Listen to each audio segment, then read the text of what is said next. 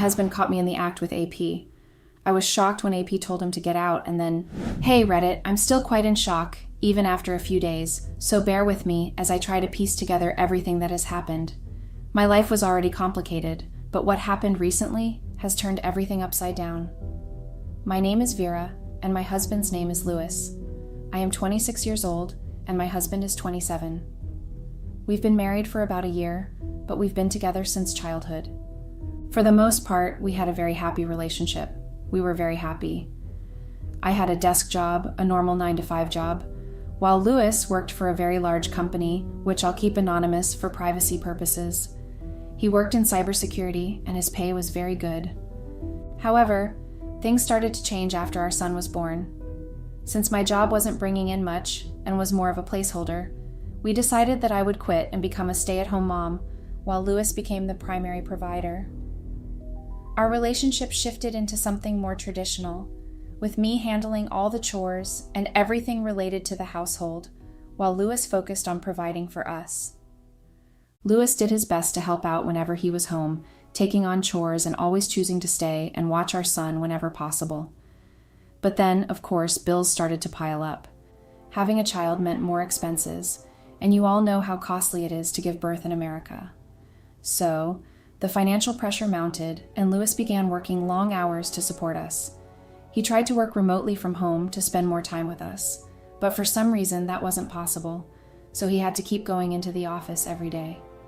Balancing taking care of our child and managing the household was a challenge I had never faced before. It was our first child, and despite my best efforts, it took a toll on me. As a result, Louis and I started growing distant. We were both overwhelmed by the new responsibilities, and our relationship began to suffer. As the months went by, Louis and I started drifting apart more and more. It began with small changes. Our conversations became short and surface level. Parenthood and our new roles were taking a toll on us. I was adjusting to staying home full-time, which was a huge shift from working my desk job. With constant feedings, diaper changes, and sleepless nights, I was exhausted. Managing the house and taking care of our baby felt overwhelming, and I struggled to keep up with everything. Louis was caught up in his job. He was working long hours and was often too tired to be present when he got home. By the time he walked through the door, he was usually buried in work emails or taking calls, even late at night. Our time together became all about chores, schedules, and bills, rather than just spending time in each other's company. Our amazing sex life also started to disappear. Date nights became a rare occurrence. It was all now quick dinners and early bedtimes. We hardly spent quality time together, and when we did, it felt forced. Our communication broke down. Instead of talking about our feelings, we'd just avoid the issues or brush them aside. The emotional gap between us grew wider as we focused more on our individual tasks and less on each other. We started disagreeing more often. Little annoyances that we used to ignore now became major sources of frustration. I felt unsupported and unappreciated, while Louis felt stressed and disconnected. Our arguments became more frequent, and we began to wonder if we were still on the same page. Eventually, the distance between us became too noticeable to ignore. We stopped confiding in each other and started seeking support from friends or even strangers. We used to have a connection that had seemed unbreakable, and now it was just strained. It felt like we were just going through the motions of daily life, without the bond we once shared. I thought about complaining, but I held back. Deep down, I felt like it was all my fault. If I had a job, I could have contributed financially and helped ease the burden on Louis. But he was taking care of everything, and I felt responsible for the strain on our relationship. Louis genuinely tried to make things better. He started making an effort to talk to me more and be present when he was home, even though his work commitments made it nearly impossible. Despite his efforts, I found myself resenting him. It seemed unfair that he could leave the house whenever he wanted, while I was stuck at home, dealing with our baby and all the household chores. The thought that he had the freedom to step away from it all, while I didn't, weighed heavily on me. Even as our baby grew older and started sleeping through the night, which eased some of my exhaustion, my frustration with Louis didn't go away. I still felt a sense of bitterness. I was spending most of my time at home, feeling isolated and overwhelmed by the daily routine. I kept my distance from him, partly because I felt like he didn't fully understand my struggles, and partly because I was angry at him for having a break from it all. We never really addressed the growing gap between us. Despite the changes in our baby's sleeping patterns and the reduction in my fatigue, the resentment still stayed. Our conversations remained superficial, and we avoided discussing the real issues. The divide between us kept widening, and we both seemed to accept it rather than confront it. We drifted further apart, and we were unable to bridge the emotional gap that had formed between us. I began to feel unwanted and increasingly isolated. The more I resented Lewis, the more it chipped away at my self-esteem. I felt invisible, and that led me to crave attention from elsewhere. Even though deep down I knew Lewis wasn't entirely to blame, my feelings of resentment blinded my judgment. If I couldn't get the attention and affection I needed from him, I would get it from others. Looking back, I realize how stupid that was. My need for validation and affection drove me into the arms of someone who seemed to offer everything I was missing. That's how I ended up falling for Mark. Mark and I met at a Comic-Con, which now seems almost laughable to me. I'd never really been to a Comic-Con before that day. A friend had invited me, and since I had nothing planned, I decided to go. Lewis had actually suggested I take the day off. He said I needed a break and offered to stay home with the baby while I went out. Instead of doing something I genuinely enjoyed, I went to Comic-Con. That's where I met Mark. At first, it was just a friendly chat. I didn't know much about comics, and I admitted it to Mark. He offered to teach me more and told me he could recommend some fun ones for me to start with. He was handsome, easygoing, and gave me the kind of attention I was craving. I knew it was wrong, but I really didn't see the harm in just being friends. Our relationship began as friends, but the more time we spent together, the more I fell for him. I should have known Mark would be cocky, but at the time, I didn't see it that way. I thought he was just a kind person who paid attention to me, and that was enough to pull me in. Our friendship quickly took off. We started texting the day after we met, and before long, I was constantly on my phone, chatting with him. I shared everything with Mark, my frustrations, my dreams, and my daily life. Mark suggested I check out some comics, which was new to me. Honestly, I don't even know why I went to that Comic-Con in the first place, and I regret it more with each passing day. I had been stuck at home so long that I had lost touch with many friends. When one of them suggested doing something, even if it wasn't my usual thing, I jumped at the chance. Mark and I kept texting, and soon Lewis noticed how absorbed I was in my phone. I told him it was because I'd gotten into TikTok and was enjoying it. It wasn't entirely a lie, but it was a convenient excuse to hide the truth. As Mark and I got closer, he suggested we meet up outside of our texts. I eagerly agreed and started talking to Lewis about getting a babysitter. He was surprised, but agreed since the bills weren't as bad and he could afford it. We hired a babysitter, and I started spending more time with Mark. Going out with Mark was a blast, honestly. I had missed being social and lively. I had promised myself nothing would happen, but my attraction to Mark was too strong. Despite my best intentions, I ended up sleeping with him, and my promise felt like it had never existed. I hate to admit it, but I was incredibly easy for Mark. I was so desperate for attention and affection that any bit of kindness from him made me melt. Before I knew it, we were having a full-blown affair, as if my marriage didn't even matter. I would drop our son off with my parents or siblings, who, ironically, were more than happy to help now that he was older and not a newborn anymore. It's funny how that worked out, because when I was struggling with a crying baby, none of them were available to lend a hand. Anyway, after leaving the baby with them, I'd head over to Mark's place and spend time with him. It wasn't an everyday thing. I couldn't just keep dropping off our child without raising suspicions. Sometimes, if my family wasn't available, I'd arrange for a babysitter instead. Lewis and I had a joint account, but he didn't mind what I did with the money as long as it wasn't anything extravagant, so I used that to cover the babysitter's fees, ensuring Lewis wouldn't find out about my time with Mark. It was a delicate balancing act, and I thought I was managing it well, but looking back, I realize how foolish and deceitful I was. Mark had so many red flags that I didn't see, and now I can't help but blame him for everything. He always insisted we hang out at my place instead of his, even though he lived alone and it was clearly safer there. Looking back, it was obvious he was trying to manipulate me. He got off on having control over me and my situation, but I didn't realize it until it was too late. Mark was also incredibly jealous. He constantly needed to know if Lewis and I were intimate or not, and would demand that I reassure him over and over that he was better than my husband. It was all so ridiculous, but I was so desperate for the attention and validation he gave me that I never took a step back to question what was really going on. Instead, I let myself get caught up in his game, and I ignored the warning signs that should have made me pause and rethink everything. As I got closer to Mark, I started drifting away from Lewis more and more. Things had been distant between us, but now it felt like there was a huge gap. Ironically, just when I was getting deeper into my affair, Lewis got a big promotion at work. All those long hours and overtime finally paid off. He had more money and time, and he was trying hard to fix our relationship. I was so angry. Why couldn't he have gotten that promotion before I met Mark, or when things were just starting to go wrong? Why didn't he try to fix things back then? His efforts to make things right came too late for me. I was so wrapped up in my affair that I couldn't see his efforts clearly. I was absent during our date nights and turned him down when he tried to be intimate. I could see how much I was hurting him, but I was too lost in my own mess to do anything about it. I guess I never really tried hard enough to hide my affair. I probably thought Lewis would never suspect anything, or maybe I just didn't think that far ahead. But of course, karma has a way of catching up to everyone, and it caught up with me sooner than I expected.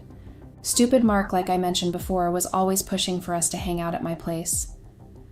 That day, my parents weren't home, and I sent them a message asking if they could watch our son again, but they had already gone out. My siblings were at work, so I had to drop the baby off at the babysitter's. After that, I went back home. Mark and I had this routine.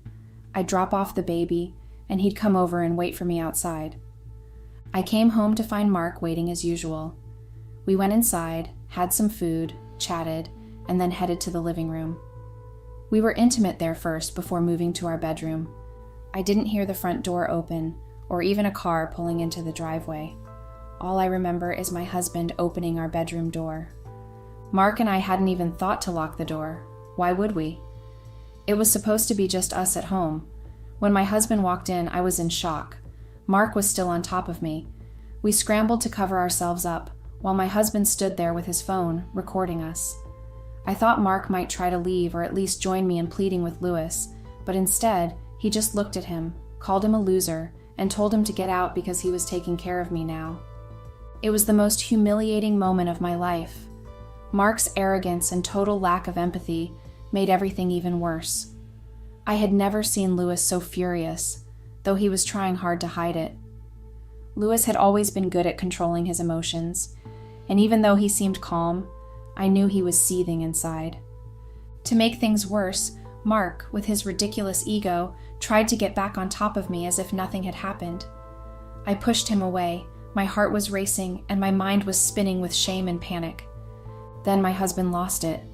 His calm facade cracked, and he screamed at Mark to get out of the house. But Mark, being his usual arrogant self, just stayed on the bed and told Lewis to do his worst. My husband lunged at Mark, and I stumbled out of the way and hit the floor. Mark, who was caught off guard, was no match for Lewis. He started landing punch after punch, and I was too shocked to stop it. Part of me thought Mark deserved every hit he was getting. He'd been so cocky and disrespectful, and honestly, I felt he needed to face the consequences of his arrogance. Lewis kept beating Mark, and Mark couldn't even try to fight back. He just lay there, taking the hits. I should have intervened, but I didn't. Mark had brought this on himself, and besides, what could I do? When Lewis finally stopped, he was breathing heavily. He demanded to know where the baby was. I told him, and without saying another word, Lewis stormed out to get our son and cool off, I guess. I was left alone with Mark, who was battered and bruised. The rest of the details are pretty mundane, so I'll try to speed through them since I'm exhausted. After the fight, I called an ambulance for Mark and used his phone to reach out to his family.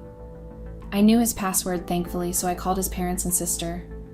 When they arrived at the hospital, I felt too overwhelmed to stick around, so I left without explaining anything.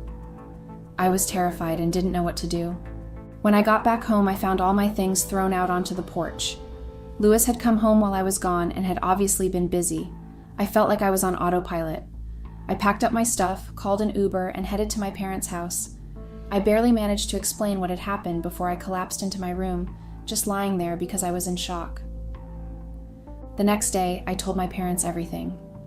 They were horrified and disappointed, especially since Louis had never been the type to resort to violence. I tried to reach Louis, but he didn't reply. I waited a few days, and still nothing. I'm completely confused, and at a loss for what to do next. I also reached out to the babysitter, who told me Louis had picked up the baby. So now I'm turning to Reddit, because I don't know where else to go. I feel lost and bored at my parents' house. I tried contacting Mark to see how he was doing, but he hasn't responded either.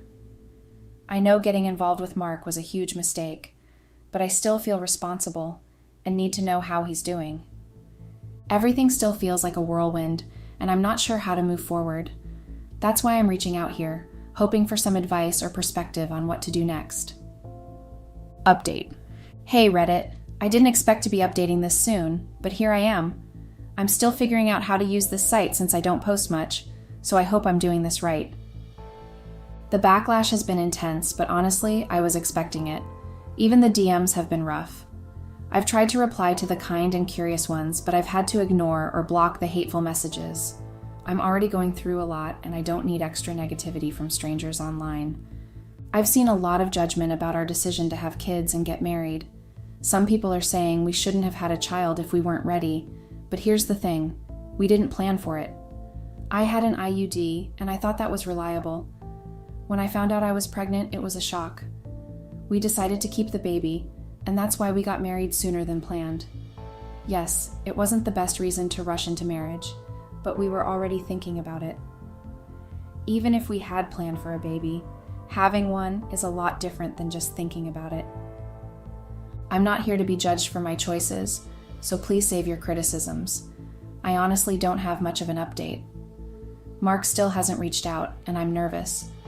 Part of me thinks about going to the hospital to check on him, but then I worry about what might happen if I do. It sounds like a bad idea, and my mind is spinning with all kinds of scenarios. Louis also still isn't talking to me. My parents said if he doesn't respond soon, they might go to his house to check on him and see how the baby is doing. I'm really scared and unsure about everything right now. I guess that's all I have for now. Update.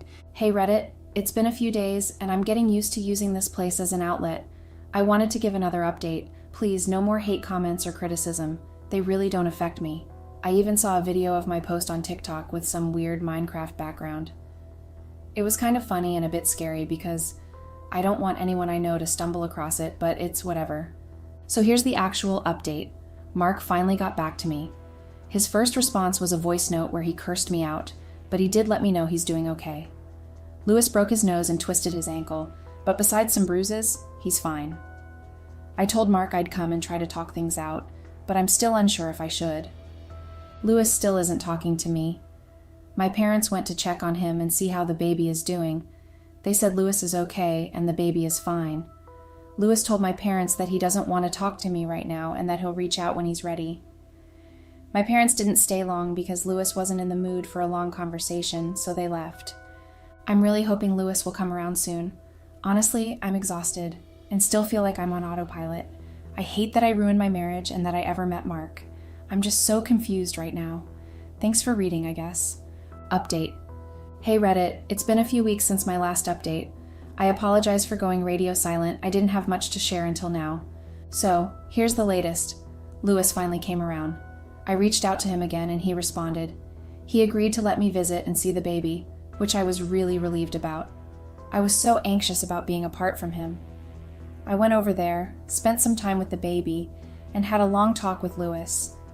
During our conversation, Louis admitted that he had only suspected the affair before and finally confirmed it from our messages. He said I didn't do a great job of hiding it, and he's not sure whether to feel relieved because that enabled him to find out about my affair or angry because it seemed like I didn't even care enough to hide my affair. He told me that we were done, that he could never forgive me after seeing me with another man, and that he would be serving me with divorce papers soon. He also mentioned that he wanted custody of the baby and that he would give me 40% of our joint account, even though he felt I didn't deserve it. At first, I cried and begged him. I was honestly heartbroken and still am. I still love Lewis and hoped we could work things out, given our past and connection. But when he mentioned taking the baby, I refused. I don't want Lewis to have custody.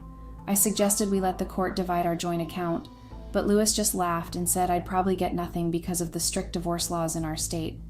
He implied that if it went to court, I'd most likely lose custody. I'm not sure if that's true yet. My parents have set up a meeting with a lawyer, and I'll be seeing him soon to get legal advice. As for Mark, I haven't gone to visit him, even though he's been discharged from the hospital. I'm considering going, despite my parents advising against it.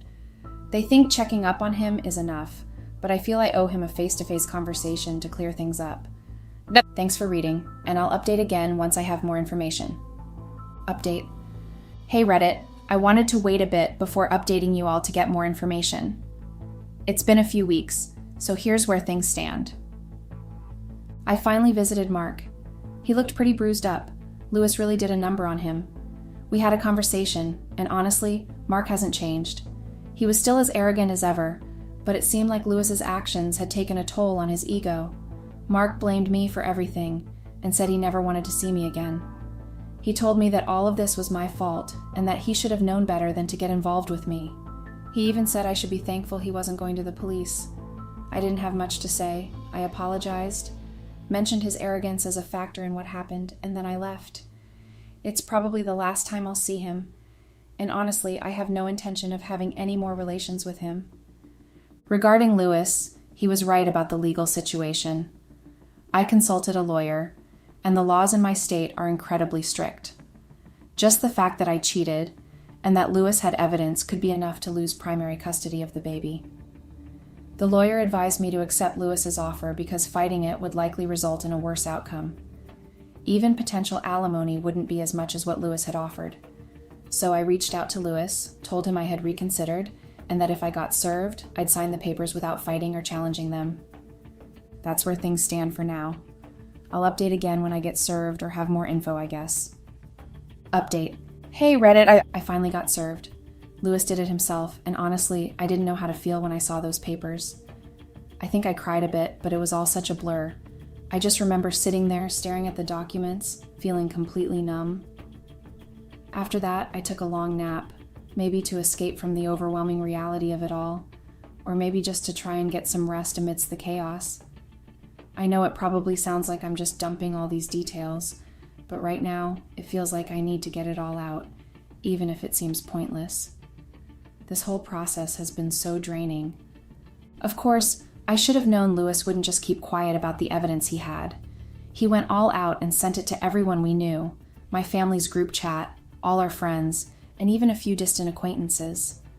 My phone has been blowing up nonstop with messages and calls. It's overwhelming, and I'm struggling to keep it together. I'm so angry.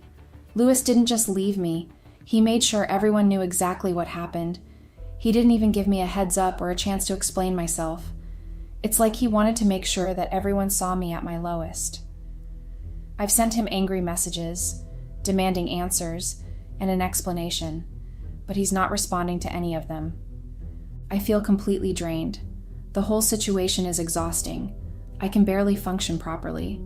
I'm dealing with the whole fallout from the affair, trying to navigate this legal mess with Lewis, and now facing public humiliation on top of it all.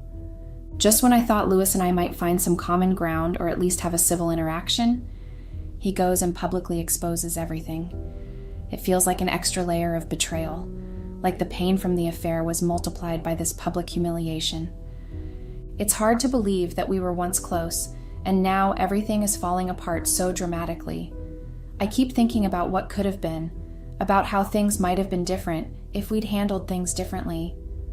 But now, I guess it's all out in the open. It feels like everything is falling apart, and I'm just too tired to deal with it. I don't even know what my next steps should be. I'm hoping that time will help, but right now I'm just trying to get through each day. Update. Hey Reddit, it's me again. I didn't think I'd be updating, but here I am. I got locked out of this account and forgot the password, so it's taken me a while to get back in. I feel like I owe you guys an update. The divorce is finalized now. Honestly, I'm at a loss for words. It's been a blow. 1 minute I'm okay, and the next minute I'm not. I'm just exhausted. On the bright side, I ended up with 40% of our joint account, as Lewis had agreed. It's a decent amount of money, so at least I have some financial stability. Lewis got custody of the baby. I had hoped for joint custody, but I had signed the papers, so that's what happened. I get to see the baby on weekends and for visitations. No debts to split, so that's a small relief. The house was Lewis's before we even got married. It was a gift from his parents after college, so I'm moving on from that too. I need to find a job, but I'm struggling. I'm feeling so depressed from everything that it's hard to focus. Plus, I've been a stay-at-home mom for a while, and I think I've gotten used to it. I miss Lewis. I miss what we had, even though I know it's over, and I've brought this on myself. The money I got from the divorce has been helping me get by, but I'm thinking of moving out of my current place. I'm stuck in autopilot mode, and my family has been a huge help, so I'm reluctant to leave. I keep on thinking it's a dream that I'll wake up and it'll all be fine, that Lewis and I will be fine. My parents keep assuring me that with time, Lewis might forgive me, but we both know that's a lie, and that they're just trying to make me feel better. I guess I got what I deserved. It's been a rough journey, and I'm considering deleting this account. The hate comments and DMs have been maddening. Thanks for reading and for the support. Hey everyone, I've been quietly following this platform, reading the stories shared by others, and never once did I imagine I'd be here, sharing my own. But life has a funny way of surprising us, doesn't it? So here I am, typing away, feeling the weight of my story in every keystroke. I'm Taylor, and I'm 32 years old. My husband Alex is 33, and we've been married for 5 years. We met back in college in one of those cheesy movie moments that actually happen in real life.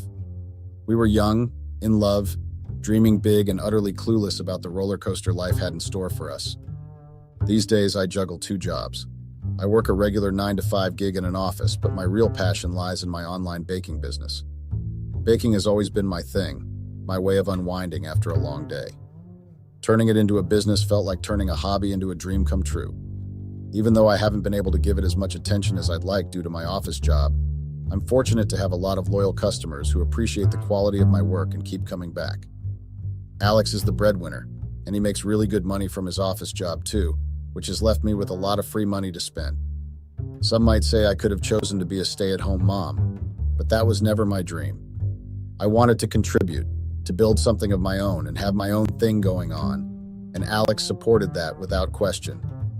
You see, I'm a bit frivolous when it comes to money.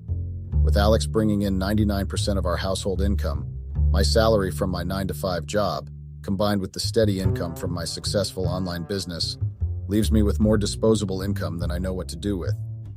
So I indulge in the occasional girls' trip or splurge on things that catch my eye. For a while, life was good. Our relationship was solid, our sex life was great, and we were happy. But then, I messed up. Big time. It was one of those drunken nights with friends, and I made a mistake that I can't take back. The guilt ate away at me until I couldn't keep it in anymore. It gnawed at my conscience until I could no longer bear it. So a few days later, I told Alex everything, expecting the worst. Surprisingly, he was understanding. Disappointed, sure, but he forgave me. Or so I thought. Turns out it was just a revenge plan to leave me as wrecked as he could. So I know you're probably wondering if things were so good between me and my husband. Why would I make such a mistake? It's because it was exactly that, a mistake. Let me give you some backstory on how it all happened. At my regular 9-to-5 job, a new guy came in. His name was Marco. They picked me as the one to train Marco. I didn't really care much. I accepted, you know. I couldn't say no. It wasn't like it was a big deal, just training. But looking back, if I could go back in time, I would have never agreed to train him. He started flirting with me. At first, I just ignored it. But after a point, I told him I was going to report him to HR if he did not stop. That made him stop. But then, after I was done with his training, which didn't take long, he started being overly nice to me. Worse still was that he worked in my department, so he would bring me lunch if he saw that I didn't go to lunch. He would bring me drinks, he would help me voluntarily, he would compliment my clothes and my dresses. You know, he would do all this stuff. At first, it was very annoying, but as time went on, it started to become nice. He complimented me, and I started putting effort into my clothes. It was nice to feel appreciated. Of course, I didn't want to cheat on my husband. I didn't mean to. I think I just liked the attention Marco was giving me. So yeah, I thought he was being pretty harmless. I mean, he wasn't really hurting anybody or me by being nice, so I just kind of ignored him, you know? In hindsight, I know I should have just reported him to HR. I should have told my husband. I should have avoided him. Now, normally I'm not much of a social person. My husband is the social butterfly out of both of us. I've always struggled with low self-esteem while growing up, being overly dependent on friends. I didn't really have a lot of friends, unlike my husband, so I would usually just go home after work. But that day, I honestly did not know what came into my head. It had been about a month or two since Marco had started working with us. A coworker suggested that we hit the pub, and usually, like I said before, I'll say no. But this time I decided, why not? I mean, screw it. Anyways, I knew my husband wasn't going to be home yet, as he told me that he was going to be working late that day. So I decided, instead of going home and being lonely and just watching movies and stuff like that, why not just head out and hit the pub or bar with my friends? So we headed out to the pub. Marco came along. I think it was about 7 to 8 of us. We had fun. I think we had so much fun because we went to a pub, we went for some karaoke, we ate some street food, and then we went back to another pub. At this point, we were drinking a lot. We had been drinking so much that I think everybody just kind of blacked out. By blackout, I guess I don't mean blackout literally. I kind of mean like everybody just started doing crazy stuff. We were really drunk at this point, you know, throw up drunk, like really, really, really drunk. In a way, all I remember after heading out to the other bar because it was very rare for all of us as coworkers to go out. So we decided that, hey, why not, get a little wild tonight, because it's really rare once in a while that we all go out together and, have fun stuff like this. So we decided to go all out without craziness. That was a very bad idea because the next morning I woke up in an unrecognizable room. Of course, like any other human being, my first thought process was to, panic. Like, I do not recognize this room. Where am I? I panicked, and I started panicking even more when I noticed that I wasn't wearing any clothes and Marco was right next to me on the bed. Yes, Marco, I almost screamed. What kind of mistake had I made? This is someone I should have avoided from the start. I didn't even know who to blame, what to blame. I went through all the stages of grief, shame, guilt, everything washed down on me. I didn't even know what I was going to tell my husband. I was pretty sure that he must have called me a lot of times because I didn't tell him I was going to stay the night. I had a huge banging headache. I was hungover really bad. But I was more desperate to see how many missed calls my husband had given me, because the number of missed calls he had given me detected the kind of urgency he was going through. So I started searching around for my bag. Thankfully, it wasn't too far from the bed. I checked my bag, my credit card, everything was still inside. I was even thankful that my things hadn't gotten stolen last night. I honestly wouldn't have even known if someone had dipped their hand in my purse or even taken my bag because I was that drunk. It was kind of obvious at this point that I was at Marco's house, which, now that I think of it, makes me wonder how exactly Marco was able to locate his house if he was as drunk as the rest of us were. I checked my phone, and funny enough, I did not have any missed calls from my husband. That was really, really weird. I checked my messages, and there I saw that I had some text messages from him, and as if God himself or some kind of cosmic being was on my side. My husband hadn't come home that night, so he didn't know that night. So he didn't even know that I didn't spend the night at home. I checked the messages, and I saw that he sent me some messages telling me good night, that he was sorry that he wouldn't be able to come home tonight, and that he would just stay in at the office. I was so thankful. I literally almost prayed right there. Because what would I have told my husband? How would I have explained it? That was literally everything going through my mind. I was so thankful. He thought I was at home, safe and sound. I felt a wave of relief wash over me, but it was quickly replaced by guilt and shame. How could I have let this happen? How could I face my husband and tell him what I'd done? Marco was still stupidly sleeping. I knew I had to leave. I gathered my things, dressed quickly, and slipped out of the room. I drove home in a daze. My mind was consumed with thoughts of how to explain myself to my husband, and then on how to beg for his forgiveness, or to not even tell him at all about what had happened. When I got home, I felt so relieved that my husband wasn't there yet. I called in sick at work and spent the rest of the day trying to recover from the hangover.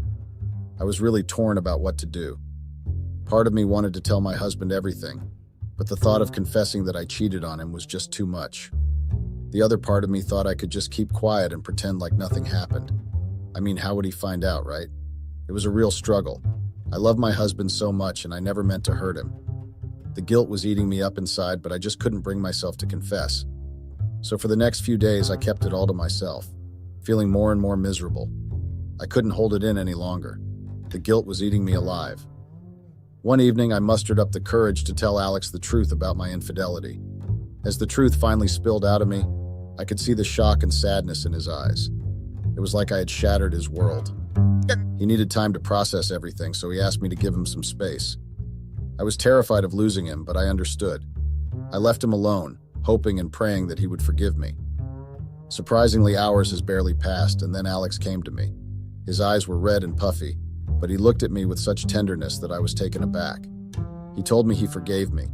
He said he knew it was a mistake, that I was a good person who had made a bad decision. I couldn't believe it. Alex, who had always been so firm about trust and loyalty, was forgiving me for the worst mistake I had ever made. I was overwhelmed with relief and gratitude.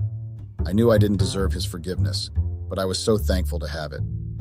Honestly, I was hoping that maybe, just maybe, we could move past this and rebuild the trust in our relationship that I had definitely broken. I thought we could move past this, that our relationship could heal.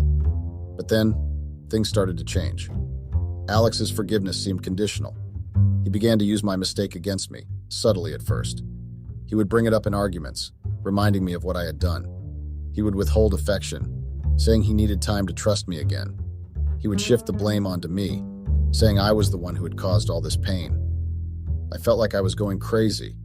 I knew what I had done was wrong, but Alex's constant reminders made me doubt myself. Maybe I was a bad person. Maybe I didn't deserve his forgiveness. Maybe I deserved to be punished. Alex's gaslighting was subtle but effective. He made me doubt my own reality, my own feelings. He made me feel like I was the one in the wrong, that I was the one who had hurt him. It was a cruel form of manipulation, one that left me feeling isolated and alone. I knew I had made a mistake, but I also knew I deserved forgiveness, real forgiveness, not this twisted version Alex was offering. Days started turning into weeks, and Alex's gaslighting became more pronounced. He would question my memory of events, making me doubt what I knew to be true.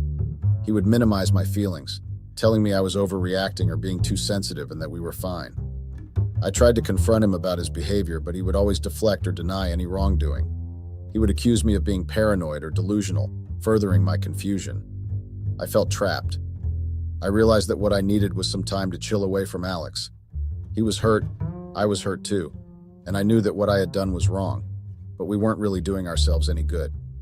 I loved Alex and I didn't want to lose him, but I honestly thought that we needed some time away from each other. I decided that I would go on a mini vacation. Well, not really a mini vacation, but off to my parents' house. I thought I'd stay there for about a week or two, just to give us time to chill and calm down. When I told Alex about going to my parents, he was surprised and asked me if I was sure. He even asked if I was running away from our marriage, but I assured him I wasn't. He seemed resigned and simply said, "Fine." At work, things were a little awkward, but we had already moved past the entire incident. Marco was no longer as nice as he was, which was a relief. I guess he had gotten what he wanted from me, which was the sex. The rest of my coworkers, I guess, also did really embarrassing things, and we really didn't want to talk about it. So we just ignored it and pretended like that night never happened. I knew I needed to use my saved vacation time from work for this break. I decided that I would work all the way up until Friday, and then ask for my vacations to start on Saturday. Maybe I'd come back the next 2 weeks or something like that. After the Friday, I had already asked for my vacations, and they were fine with it at work because I rarely ever took a day off. I packed a few clothes to last about a week or two.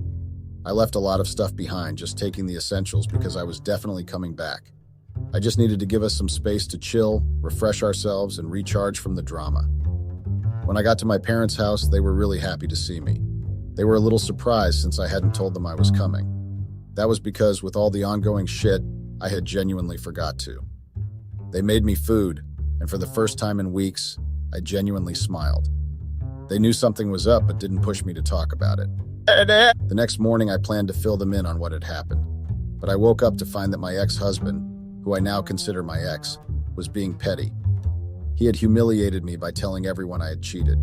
My parents, my siblings, our few friends, everyone. He not only told them, but he also fabricated a story, saying I had been seeing the guy for months, that he was my lover, adding all sorts of crazy stuff.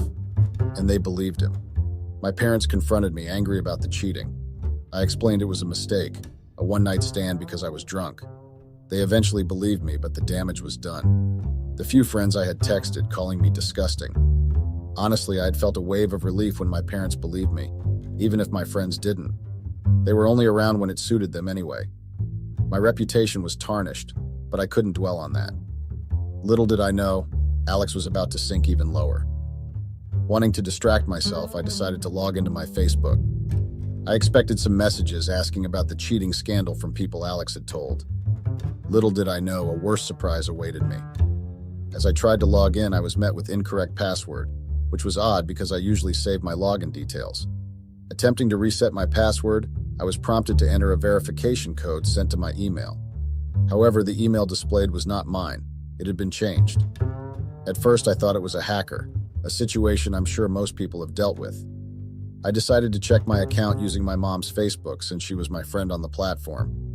Logging in, I expected to see changes to my account, perhaps a different profile picture or suspicious activity. To my horror, my latest post was a fabricated confession of cheating on Alex and being in a relationship with Marco for a month. These were all lies. Alex had not only changed my password and email, but he had also crafted a deceitful post, claiming I was confessing as punishment for my infidelity. He even tagged my boss and co-workers, including Marco, despite us not being friends on Facebook. The post had gone viral, and it had attracted numerous comments. Alex is such a petty asshole. I mean, seriously, who does this kind of shit? So after he hacked my Facebook and posted all that crap about me cheating, I got a message from my boss. I was so embarrassed I didn't even know how to respond. Like, what could I possibly say? I was so mad at Alex. I messaged him asking why he would do something like this, and he just laughed it off. Can you believe that? He sent me a laughing emoji and said it was my punishment for cheating. What the hell, right? I realized then that I was dealing with a total revenge-driven psycho. Anyway, long story short, I got fired. My boss didn't want the drama, so they let me go. At least they said they would compensate. I didn't really care about the job, though. I still had my online business, or so I thought. When I checked my online stuff, I was locked out. My blog was gone, my Instagram was messed up, and I was locked out. I checked my Instagram with my mom's phone, and Alex had not only changed my Gmail and my password, thereby logging me out. He had also posted on my Instagram a screen record of the Facebook post he made. He had ruined not only my physical reputation, but my online reputation, especially since I had a sizable following online. It was like he had gone on a rampage. He had erased every trace of my business. I was so confused and pissed. How did he even have the time to do all that? It was insane. And the nightmare continued. After locking me out of all my social media accounts, changing the passwords and emails so I couldn't access them, Alex took it a step further. He started signing me up for all sorts of nonsense. Using my email, he subscribed me to spam emails, promotional texts, and even wrote fake reviews and comments in my name. He enrolled me in countless subscription services, magazines, newsletters, and online platforms that I had zero interest in. He even went as far as entering my information in online contests, surveys, and sweepstakes, flooding my inbox with promotional emails and messages. Throughout all this, he continued to use my Facebook and Instagram accounts to post lies and further damage my reputation. I could tell because I was still monitoring the accounts using my mom's phone. While I can't say for sure if Alex was behind all the spam with my Gmail and phone number, it's safe to assume it was him, given his petty nature and vendetta against me. Plus, I just had a hunch that it was him. And just when I thought things couldn't get any worse, I realized I had forgotten to do the one thing I should have done earlier: take out money from our joint account. You see, the money in our joint account mostly belonged to Alex. I'm pretty frivolous with money, always have been. Alex, on the other hand, is more cautious and earns the bulk of our income. But we had an understanding, an unspoken agreement that if we ever had a fight or separated, we would split the money in our joint account equally, no matter who deposited it. It was a promise we had made to each other. But of course, I should have known better. When I finally checked our joint account, it hit me like a bolt of lightning. Alex had withdrawn every single penny, every last cent. He didn't leave me a dime. He emptied our accounts, leaving me with nothing. Mind you, during all this, I was still at my parents' house, and it had been over a week. I was just so confused and tired. I was thinking about changing my phone number and email because I didn't know what else to do. It felt like Alex had been planning all these for a while, and my mistake just made him explode. I had never seen this side of him before. He was completely ignoring me, not responding to any of my messages or calls. I had begged and cried in my voicemails, asking him to stop. He had ruined everything. my reputation, my job, and he just wouldn't quit. He was relentless. And then came the final blow. Alex finally reached out to me stating that we were obviously getting a divorce and that he had given me enough time to sort things out. He asked me to come pack my things from the house. I was at a loss for words. This was the man I loved, yet he had made my life miserable for the past week. I decided that perhaps divorce was the best option, hoping that once it was all over, Alex would leave me alone. I resolved to beg him, if necessary, to please just leave me in peace and to forgive me. In the days that followed, I remained at my parents' house, feeling lost and exhausted. I contemplated changing my phone number and email, unsure of how to protect myself from Alex's relentless attacks. It seemed as though he had always harbored this level of anger, keeping it hidden until my mistake gave him a reason to unleash it all upon me. Mind you, I didn't even know what had become of Marco. I wasn't sure if HR had fired him or if they had just given him a break. None of my coworkers had reached out to me. It was as if I had never existed in their lives at all. You would think that they would have at least called me or something, but nope. They just went radio silent. Also, despite my attempts to reach out, Alex refused to communicate with me. He ignored my messages and pleas for him to stop. It was clear he was set on destroying me no matter what. Eventually, he reached out, informing me that we were getting a divorce and instructing me to come collect my things from our home. I prepared to go back to our house, deciding to bring my brother along for support. I told Alex I would make sure to call him before coming and that I would be bringing my brother. He was fine with that.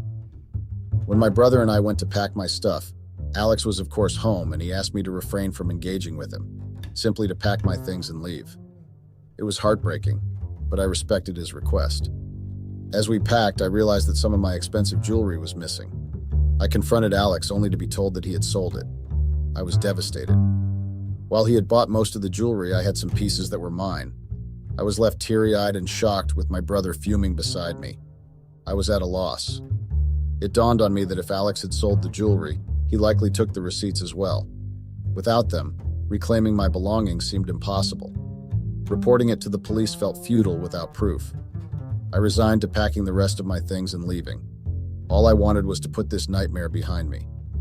I asked Alex to send me the finalized divorce papers, agreeing to sign and return them promptly.